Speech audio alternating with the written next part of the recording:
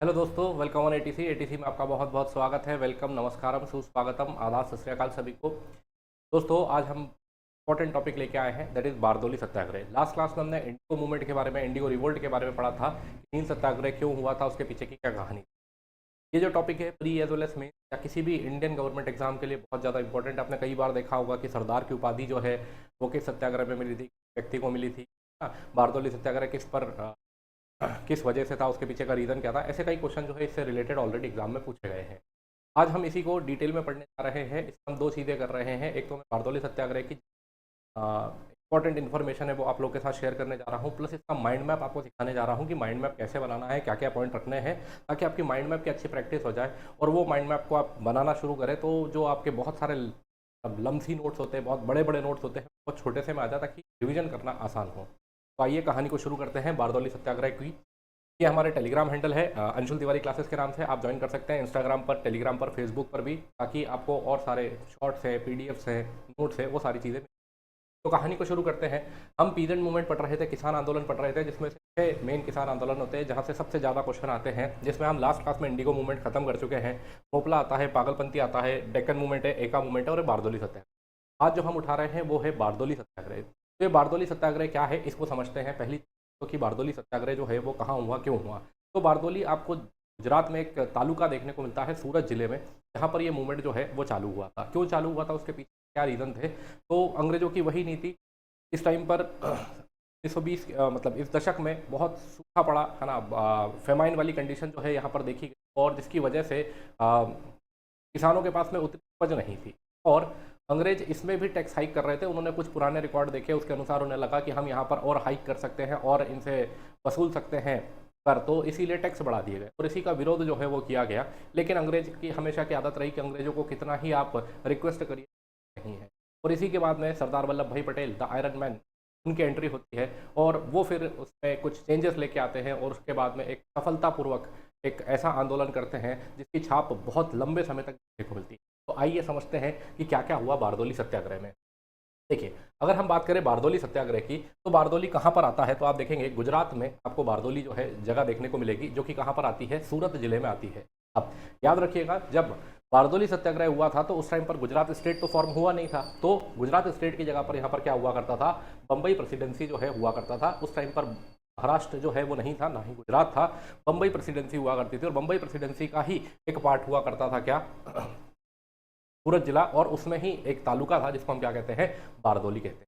Next अगर बात करें तो यहाँ पर कंडीशन क्या बन रही है, तो 1920 के दशक में बारदौली में या सूरत जिले में क्या देखा जाता है कि यहाँ पर गंभीर कृषि संकट जो है वो पनपा हुआ था। किस किस की वजह से, तो अकाल जैसी स्थिति जो है वो यहाँ पर चल रही थी। अकाल की वजह से फसल जो है वो नष्ट हो गई थी और यहाँ पर कृषि उत्पादों की कीमतों में भारी गिरावट जो है वो देखी गई थी। मतलब जो एग्रीकल्चरल प्रोडक्ट है उनके प्राइस ड्रॉप हो रहे थे, फसल नष्ट हो चुकी थी, है ना, फेमाइन जैसी कंडीशन थी। और ये सारी कंडीशनों के बीच में अंग्रेजों के द्वारा टैक्स हाइक की बात करी गई कि हम और अधिक कर आप पर बढ़ा रहे हैं। अब यहाँ पर अनफेयर टैक्स हाइक हमें देखने को मिलता है। अंग्रेजों ने क्या किया, अपने पुराने दस्तावेज देखे कि यार 5 साल पहले ये कितना कर देते थे, है ना, तब कितना प्रोडक्शन होता था, उसके अकॉर्डिंग उन्होंने निकाला और क्या करा, उन्होंने कहा 1927 में, 1927 में कि हम 22% कर में बढ़ोतरी कर रहे हैं, या कह लीजिए भू राजस्व में, लैंड रेवेन्यू में बढ़ोतरी कर रहे हैं। कि जितना आप टैक्स देते हैं, जितना आप भू राजस्व देते हैं, लैंड रेवेन्यू देते हैं, उसको 22% और, मतलब 22% मतलब आप कह लीजिए 1/5, है ना, 1/5 भाग जो है वो बढ़ा दिया गया। अब ये वृद्धि जो थी वो सीधी सी बात है, अगर आप देखेंगे जोग्राफिकल कंडीशन के हिसाब से देखेंगे या उस टाइम का हालचाल देखेंगे तो आप समझेंगे कि भाई यहाँ पर तो रेवेन्यू कम करना चाहिए था, भू राजस्व कम करना चाहिए था, बट अंग्रेजों के द्वारा बढ़ा दिया गया। तो ये वृद्धि क्या थी, एक मनमानी थी और पुराने सर्वेक्षणों पर आधारित थी।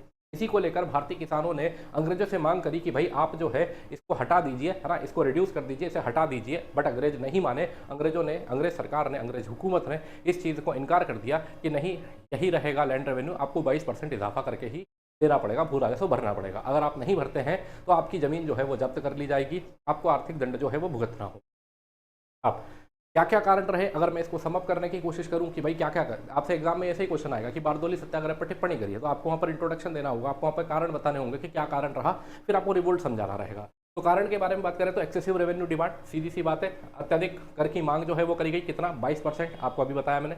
फिर कॉलोनियल एपैथी, ब्रिटिश ऑफिशियल जो हैं, जो अंग्रेजी हुकूमत है, उनको कोई मतलब नहीं भारतीय किसानों की स्थिति से, है ना। तो उन्होंने जितनी भी याचनाएं थी उन सबको क्या कर दिया, इग्नोर कर दिया। तीसरा, आर्थिक रूप से शोषण जो है ये बहुत पहले से चला हुआ आ रहा था, इकोनॉमिक एक्सप्लॉयटेशन। अगर किसान जो है वो नहीं देते हैं कर या नहीं देते हैं ये भू राजस्व, तो उन पर क्या किया जाएगा, उनकी जमीन जो है वो हड़प ली जाती थी या उन पर आर्थिक दंड या उन्हें जेल तक जाने का प्रावधान जो है अंग्रेजों ने कर रखा था।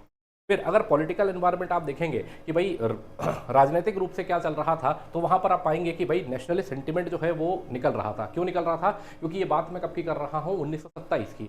और आपको याद होगा कि इसके पहले नॉन कॉपरेशन मूवमेंट चला था 1920 में। 1920 से लेकर 1922 तक चला आपका नॉन कॉपरेशन मूवमेंट, जो कि है असहयोग आंदोलन। चोरी चौरा की कांड के बाद में, उस घटना के बाद में आंदोलन को वापस ले लिया गया, लेकिन एक राष्ट्र भावना सभी के मन में आई थी। तो ये जो पीड़ा हो रही थी किसानों को, ये पीड़ा केवल सूरत के किसानों की नहीं थी, ये सारे भारतीयों ने इसे महसूस किया कि अंग्रेज जो है इस चीज़ में गलत कर रहे हैं, अंग्रेजों को ये नहीं करना चाहिए। अब रिजल्ट क्या निकला, तो यहाँ पर सरदार वल्लभ भाई पटेल का एक गजब का नेतृत्व हमें देखने को मिलता है। उनकी लीडरशिप में यहाँ पर बहुत जबरदस्त चेंज आता है। सरदार पटेल को सूरत के जो तालुका है, वहाँ के लोकल जो है, वहाँ के गांव वाले जो ग्रामीण हैं, वो इनवाइट करते हैं कि आप आइए और हमारी समस्या को जो है वो समझिए और अंग्रेजों से जो है वार्तालाप करिए, बात करिए। तो ये घटना कब की है, जनवरी 1920।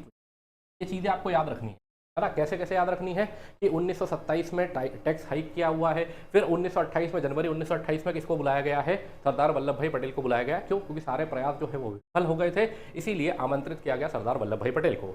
अब देखो, सरदार वल्लभ भाई पटेल इतने चमत्कारिक व्यक्ति, या मतलब जिसको कहना चाहिए ना, उनका नेतृत्व, उनकी लीडरशिप क्वालिटी कितनी गजब की थी, आप इस चीज़ से समझिएगा।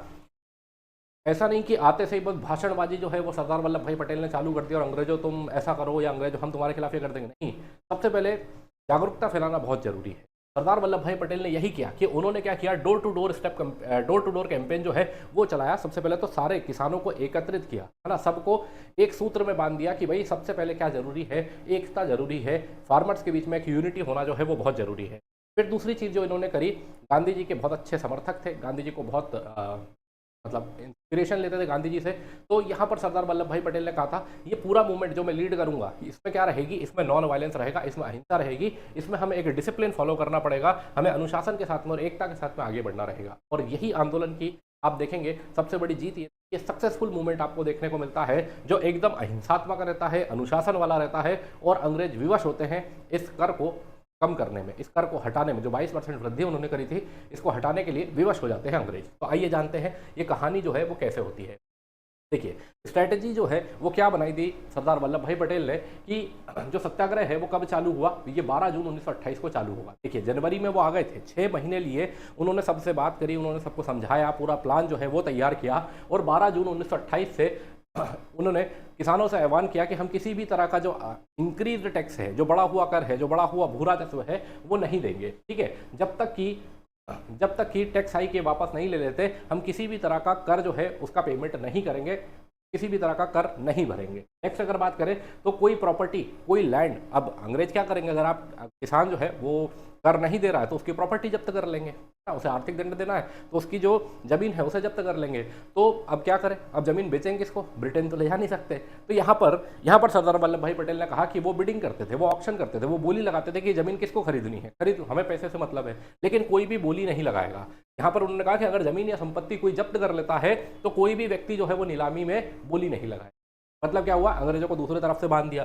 फिर तीसरी चीज, जो भी ये वॉलंटियर्स थे जो बारदोली सत्याग्रह में थे, उन्होंने क्या करा, अलग अलग जगह पर इस मूवमेंट को, इस आंदोलन को फैलाने में बहुत ही महत्वपूर्ण सक्रिय भूमिका जो है वो निभाई। मतलब हमने क्या क्या देखा, सबसे पहले यूनिटी की बात करी, नॉन वायलेंस की बात करी, डिसिप्लिन की बात करी, और चौथा पॉइंट क्या आया कि भाई कोई भी प्रॉपर्टी जो है वो नीलामी में नहीं खरीदे, और पांचवा पॉइंट कि किसी भी तरह का हमें कर जो है वो नहीं देना। स्ट्रैटेजी जबरदस्त स्ट्रैटेजी थी, अंग्रेजों को घुटनों पे ला दिया किसने, सरदार वल्लभ भाई पटेल। देखिए, ब्रिटिश का रिस्पांस जो है, अंग्रेजों का रिस्पांस क्या आएगा, पहले सीधी सी बात है, अंग्रेज चाहेंगे बाय हुक और क्रुक हमारी बातें जो है वो मान ली जाए।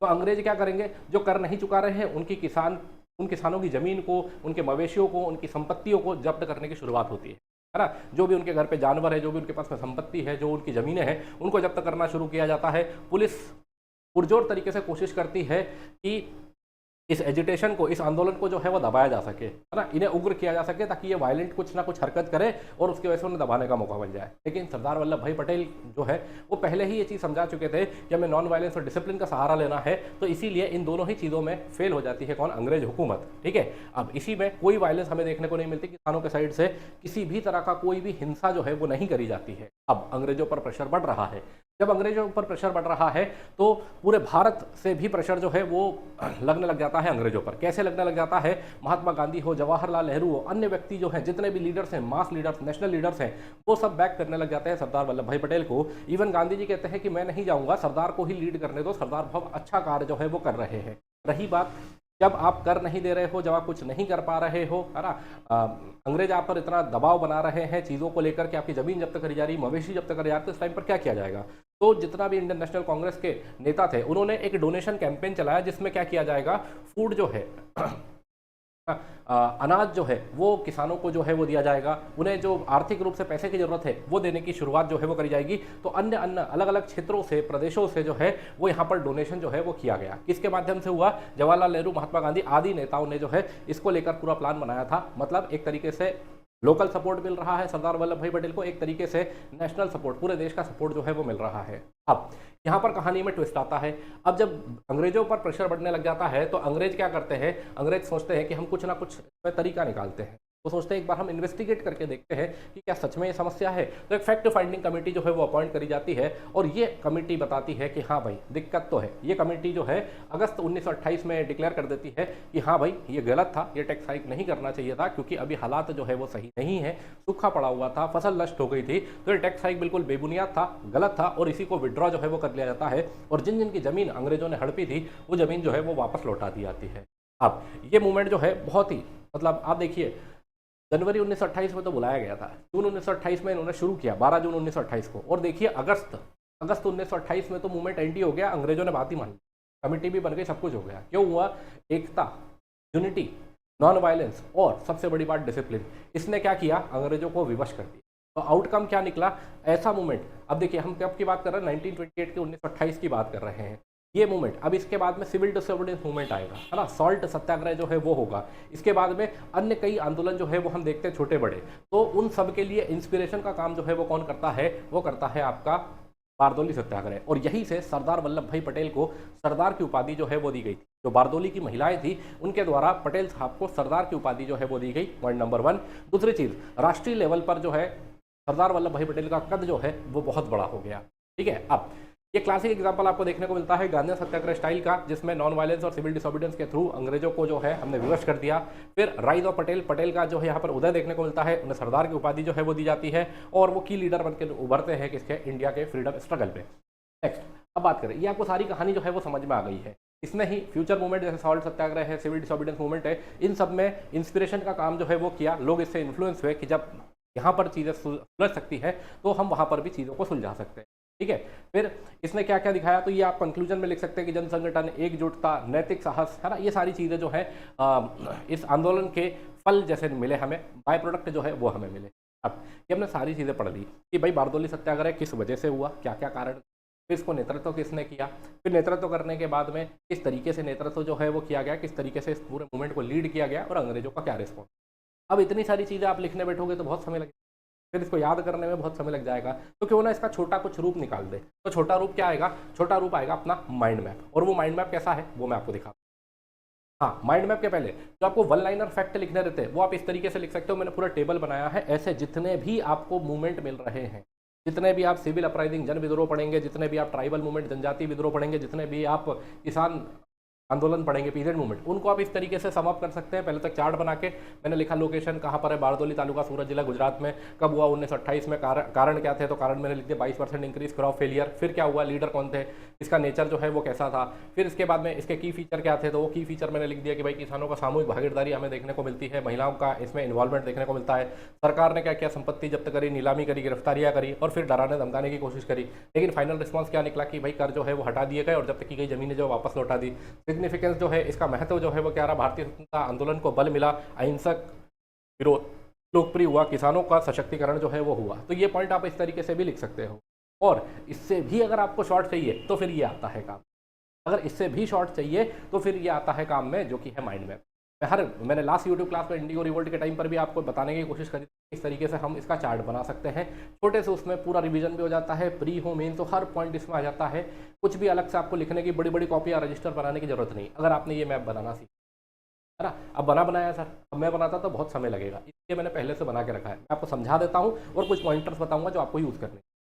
जैसे सबसे पहले बारदौली सत्याग्रह, भाई हेडिंग जो डालनी है वो आपको कैपिटल में बड़े लेटर में थोड़ी सी डालनी है, बड़े फोंट में डालनी है, ताकि चीज़ें आपको अच्छे से समझ में आ जाए कि किस चीज़ के बारे में है।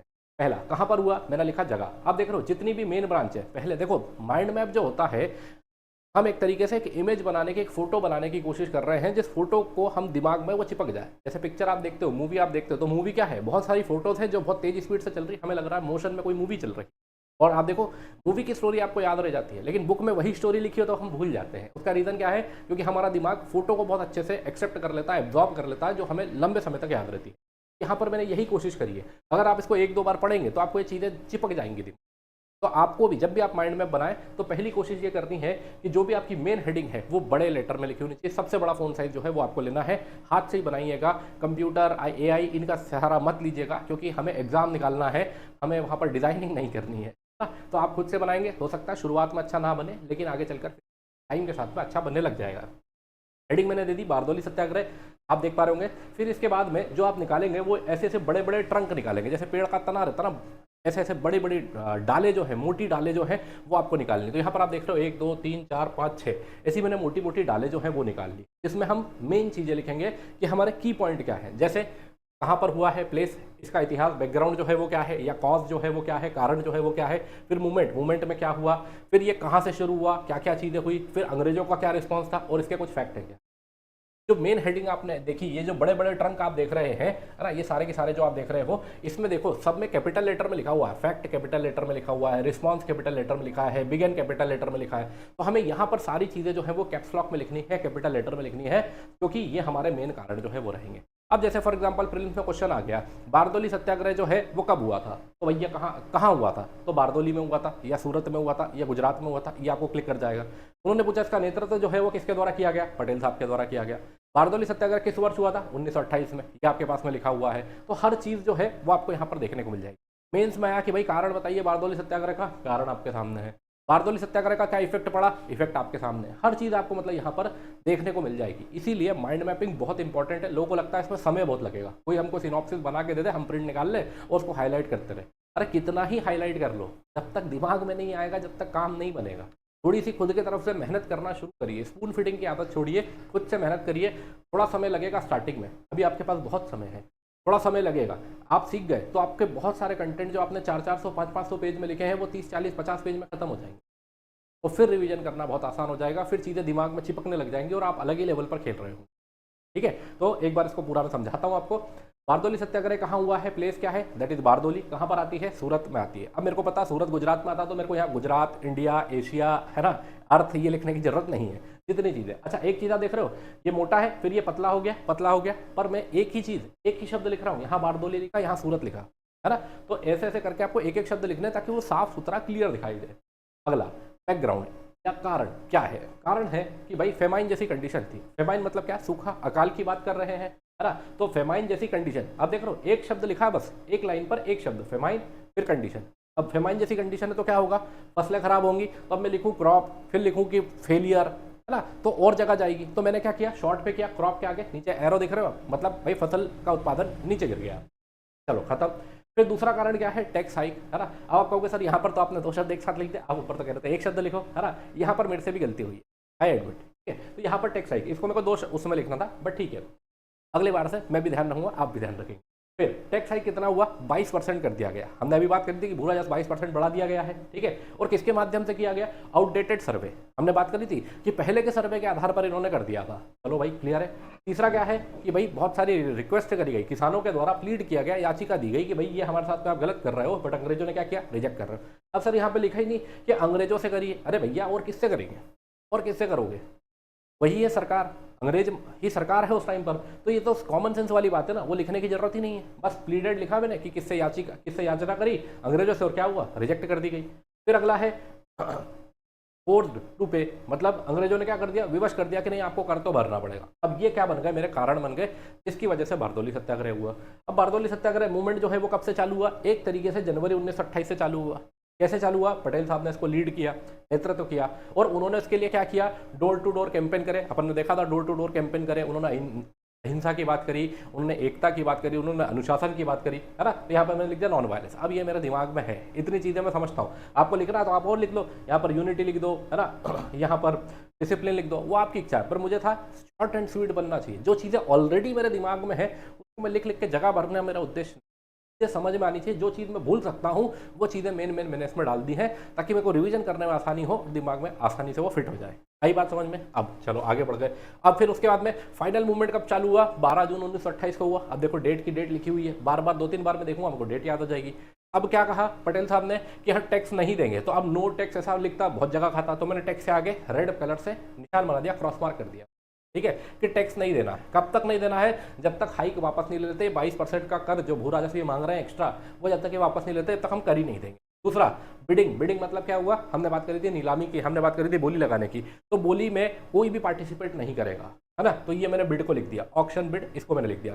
फिर स्प्रेड, फिर क्या हुआ, इस आंदोलन को स्प्रेड किया गया। हमने बात करी थी कि भाई जो बारदौली वॉलंटियर थे उन्होंने इस आंदोलन को स्प्रेड किया, वो मैंने तीनों चीज़ें यहाँ पर लिख दी कि भाई 12 जून के बाद में ये सारी चीज़ें होती है।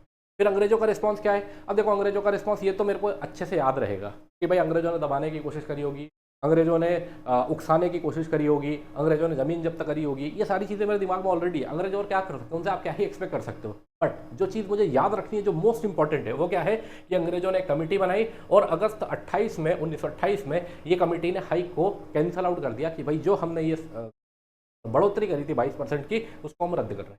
मैंने बस एक पॉइंट मेरे लिए काम करता, मैंने वो एक पॉइंट लिखा। अब फैक्ट क्या है, अब एक सिग्निफिकेंस लिखूँ, फैक्ट लिखूँ, जो भी आपको लिखना है, मैं तो लिखो फैक्ट लिखो जो भी है कि भाई टाइटल मिला किसका, सरदार को। किसके द्वारा दिया गया, महिलाओं के द्वारा टाइटल जो है वो दिया गया। कहाँ की, तो वो हमें पता है, बारदौली बढ़ रहे तो बारदौली की महिलाएं होंगी, है ना, अमेरिका की तो होंगी नहीं।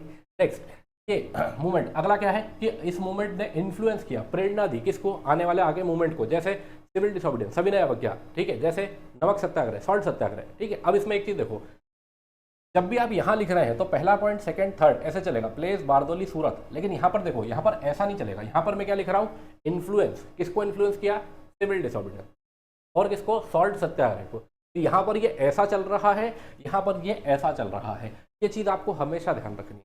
अब इसमें से आप देखो कोई भी क्वेश्चन आप पूछो, फट से आपसे बन जाए। मैं कह रहा हूँ मेरी इतना छोड़ो, आप खुद से क्वेश्चन पूछ के देखो, कुछ भी जो भी आपको बारदौली के बारे में याद आ रहा हो, आपको डेट भी याद आ जाएंगी, ईयर भी याद आ जाएगा, प्लेस भी याद आ जाएगी, कारण भी याद आ जाएंगे, सब कुछ याद हो चुका। क्यों, ये होती है माइंड मैप की ताकत। आप हर चीज़ का बना सकते हो। मैं कोशिश करूंगा कि मेरी जितनी भी क्लासेस आएंगी, मैं सारी क्लासेस में आपको माइंड मैप बना के दिखाऊं, और आप भी प्रैक्टिस करिए। आप इसको देख लीजिए और उसके बाद में खुद बनाने की कोशिश करिए। और हाँ, इसको सिंगल कलर से कभी मत बनाइएगा, जितना कलरफुल रहेगा उतना अच्छा है ना, जितना कलरफुल होगा उतना अच्छा है। कम से कम 4-5 कलर का उपयोग जो है वो अपने को करना चाहिए। आई बात समझ में, क्लियर हुआ। आई होप आप लोगों को ये पसंद आया होगा। अगर पसंद आए तो बिल्कुल लाइक करिएगा, दोस्तों के साथ शेयर करिएगा। अभी तक सब्सक्राइब नहीं किया है तो सब्सक्राइब करिएगा। इस पूरे टॉपिक की PDF मैं टेलीग्राम ग्रुप पर अपलोड कर दूंगा। इसके अलावा अगर हम बात करें तो हमारे 2 बैचेस चल रहे हैं। एक है पराक्रम बैच चल रहा है, जो कि 2026 का बैच है, फाउंडेशन बैच है, प्री प्लस मेंस इंग्लिश में आपको देखने को मिल जाएगा। अब वेबसाइट से देखना चाहो, एंड्रॉयड फ़ोन से देखना चाहो, या एप्पल फ़ोन से iOS से देखना चाहो, आप किसी से भी देख सकते हो। एंड्रॉयड पर और iOS पर दोनों पर ही आपको ऐप देखने को मिल जाएगी, है ना। इसमें पूरा की पूरा आपका फाउंडेशन जो है वो तैयार किया जाएगा प्री प्लस मेंस। नेक्स्ट अगर बात करें तो एक मेंटरशिप बैच चल रहा है ना, जिसमें मैं पर्सनली गाइड कर रहा हूँ आपको, नोट्स कैसे बनाने हैं, रिवीजन कैसे करना है, माइंड मैपिंग, फ्लो चार्ट, ये सब कैसे करना है, वो सारी चीज़ें मैं बता रहा हूँ। फिर उसके बाद रिवीजन की कितनी स्ट्रैटेजीज होती है, क्या क्या होना है ना, 1-to-1 कॉल करके आप लोगों से बात कर रहा हूँ, आंसर राइटिंग जो है वो सिखा रहा हूँ, लाइव कॉपी चेक कर रहा हूँ। ये सारा आपको इस मेंटरशिप बैच में जो है वो देखने को मिलेगा। तो अभी तक आपने ज्वाइन नहीं किया है तो पराक्रम बैच या एकाग्र बैच आप ज्वाइन कर सकते हैं। नेक्स्ट अगर बात करें तो जैसा कि मैंने आप लोगों से कहा, अगर आपको पसंद आया है वीडियो तो चैनल को सब्सक्राइब करके रखिएगा, और ऐसे धमाकेदार वीडियो मिलेंगे अगले आंदोलन में, जो कि रहेगा Moplah reward. Previous year question भी रहा है मेंस का, बहुत अच्छा टॉपिक है, थोड़ा डिटेल है, थोड़ा वीडियो बड़ा आएगा लेकिन काम का रहेगा और प्लस माइंड में पाएगा। मिलते हैं फिर अगली क्लास में, तब तक के लिए जय हिंद, जय भारत सभी को, जय श्री कृष्णा, जय श्री महाकाल।